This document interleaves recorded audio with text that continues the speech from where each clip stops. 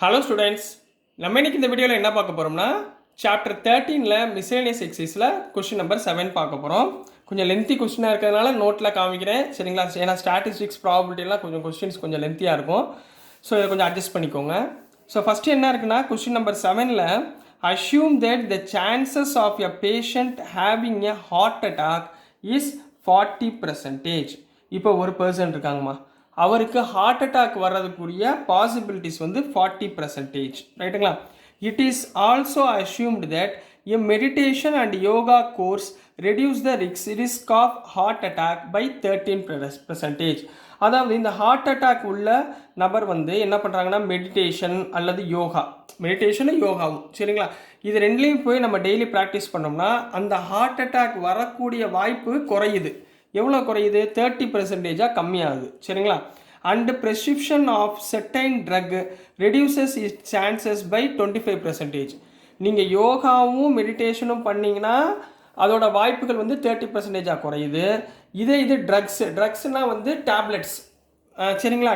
Heart attack வராமல் இருக்கக்கூடிய tablets எடுத்திங்கன்னா அதுக்குரிய வாய்ப்பு வந்து 25% குறையுது, ரெடியூசஸ், சரிங்களா? At a time a patient can choose any one of 2 options.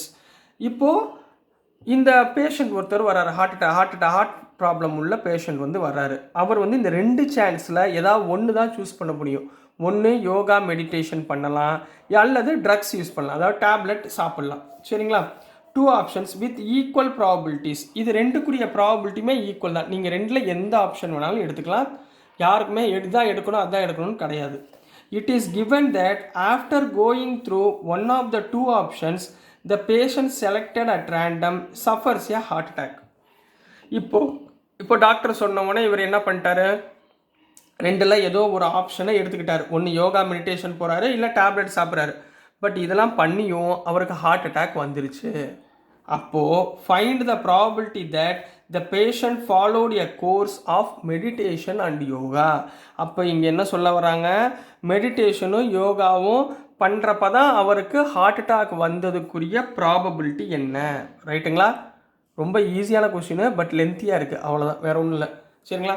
யோகாவும் மெடிடேஷனும் பண்ணதுனால அவருக்கு ஹார்ட் அட்டாக் பண்ணுறப்ப அவருக்கு ஹார்ட் அட்டாக் வந்ததுக்குரிய பாசிபிலிட்டி என்ன அப்படின்றத கண்டுபிடிச்சி சொல்கிறாங்கம்மா, சரிங்களா? ஸோ ரொம்ப ஈஸி தான். 2 கண்டிஷன்.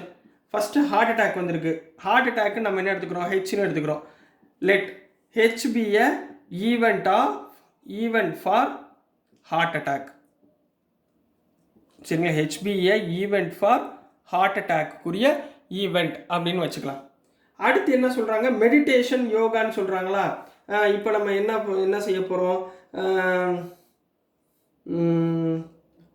லெட் மெடிடேஷன் அண்ட் யோகாவா, மெடிடேஷன் அண்ட் யோகாவுக்கு நம்ம எம்னு எடுத்துக்கலாமா? சரி, M be the event for meditation / yoga. இது ரெண்டுக்குரிய சிம்பிள் ஒரே சிம்பிளாக எடுத்துக்கிறேன், எம்னு எடுத்துக்கிறேன். அப்போ இதனுடைய ப்ராபிலிட்டி என்னம்மா, probability of meditation and yoga என்ன, 1/2.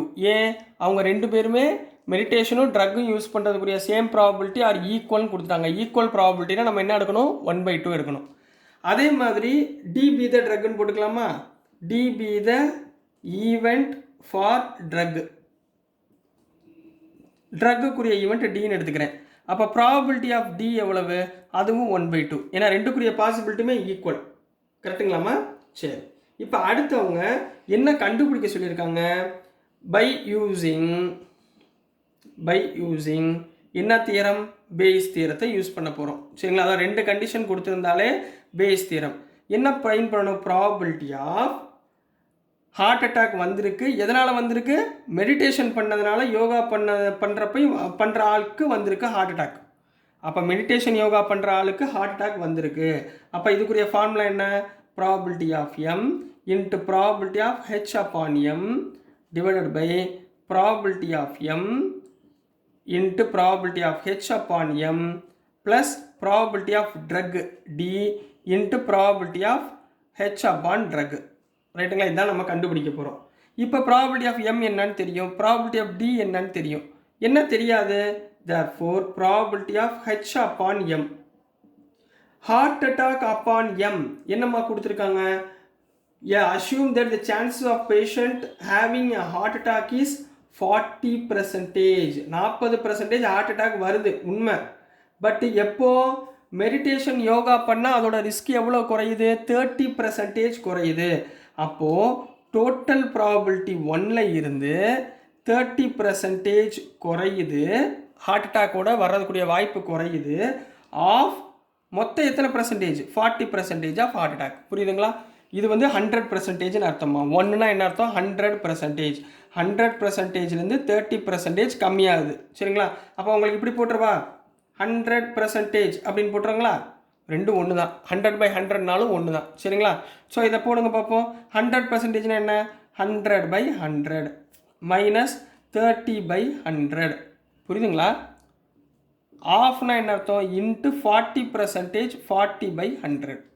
இது ரெண்டுக்கு எல்சிஎம் பாருங்கள். 100 - 30 70/100. புரிஞ்சுங்களாம்மா? இன்ட்டு 40/100. 0 0 0 0 கேன்சல். 4ஆல் கேன்சல் பண்ணிங்கன்னா 4 1s are 4, 4 2s are 25. அப்போ ஆன்சர் வந்து எவ்வளோ வந்துடும்? 7/25ன்னு வருதா? சரி, 7/25 இதை வச்சுக்கலாங்களா? சரி, இது அப்படியே இருக்கட்டும்.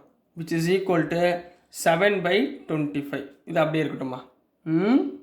சரி, அடுத்து probability of heart attack upon drug. இதே மாதிரி சொல்லுங்கள் பார்ப்போம்.